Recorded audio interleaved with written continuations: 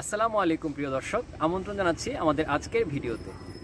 আজকের এই ভিডিওতে আমরা ঘুরতে এসেছি সাইতুরের ঐতিহাসিক একটি স্থান। এই স্থানটি হলো একটি খানকা। আপনারা দেখতে পাচ্ছেন এই যে সাদা যে অবস্থানটি দেখতে পাচ্ছেন আপনারা, এটি আসলে কিন্তু কোনো মাজার নয়, অর্থাৎ কোনো কবর নয়। এটি হলো মূলত একটি ইবাদতের স্থান। এখানে পীর আউলিয়ারা যারা ছিলেন তারা বিভিন্ন সময় রাতের বেলায় বিশেষ করে ইবাদত মগ্ন থাকতেন। আমরা এটা আপনাকে দেখাবো আস্তে আস্তে, আপনারা আমাদের সাথে আসতে থাকুন।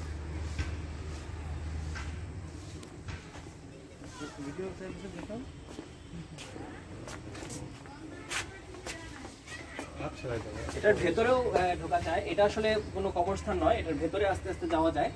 আমি একটু যাওয়ার চেষ্টা করছি, কিন্তু অন্ধকার স্থানটি আসলে লাইট আছে মতো।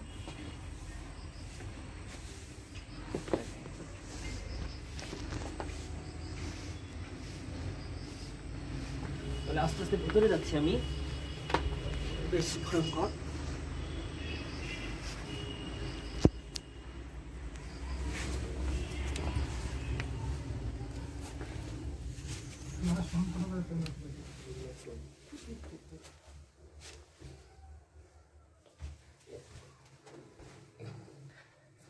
বাদুর বাসা বেঁধেছে আসলে প্রয়োজনীয় রক্ষণাবেক্ষণ ভেতরের অভাবে। এই যে এই স্থানে তারা বাতি বা প্রদীপ প্রজ্বলিত রাখতেন এবং প্রদীপ রেখে তারপর এখানে তারা ইবাদত করতেন। সারা রাত এখানে ইবাদতে কাটাতেন। জায়গাটা স্বেচ্ছেতে আপনারা দেখতে পাচ্ছেন।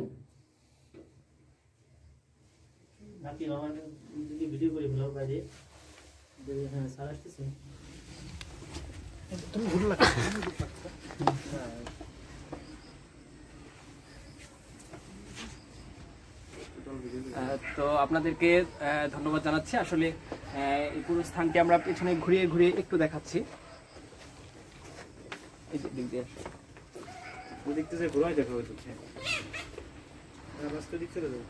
এখানে 3টি ধাপ রয়েছে এবং 3টি ধাপের পর উপরে একটা ছাদের মতো অংশ আছে এবং এরপর যদি এদিক দিয়ে যায়, জায়গাটা আসলে বেশ প্রশস্ত।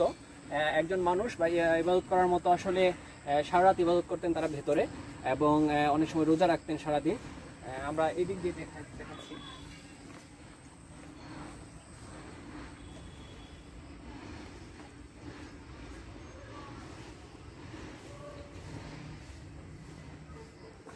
এবং এটা কিন্তু প্রায় কোমর সমান উঁচু, বেশ উঁচু জায়গা, এবং তারপরের ধাপ এবং এরপরে একটা উঁচু স্থান।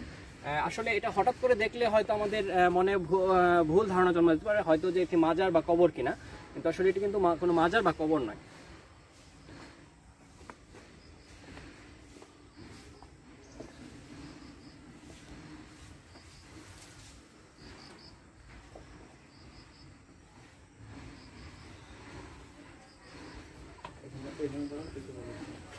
প্রিয় দর্শক, সাইতুরের এই ঐতিহাসিক স্থানে অনেক পীর আউলিয়ার পদার্পণ ঘটেছিল। আমরা জানি যে আলাউদ্দিন হোসেন শাহের আমলে মূলত 1519 বা এই সময় যে সময়টা ছিল, বাংলার যখন একটা মুসলিম শাসন তখন চলছিল, এই সময়ে এই স্থাপনাগুলো নির্মিত হয় এবং এগুলো বাংলায় সুলতানি আমলের বেশ অবিস্মরণীয় কিছু স্থাপনা। আমরা দাবি জানাই এগুলো সঠিকভাবে যাতে রক্ষণাবেক্ষণ করা হয় এবং পুনর্বিন্যাস করে যাতে সুন্দরভাবে জাতির সামনে ইতিহাসগুলো তুলে ধরা হয়। আজ এ পর্যন্তই। ভালো থাকবেন, সুস্থ থাকবেন। আল্লাহ হাফিজ।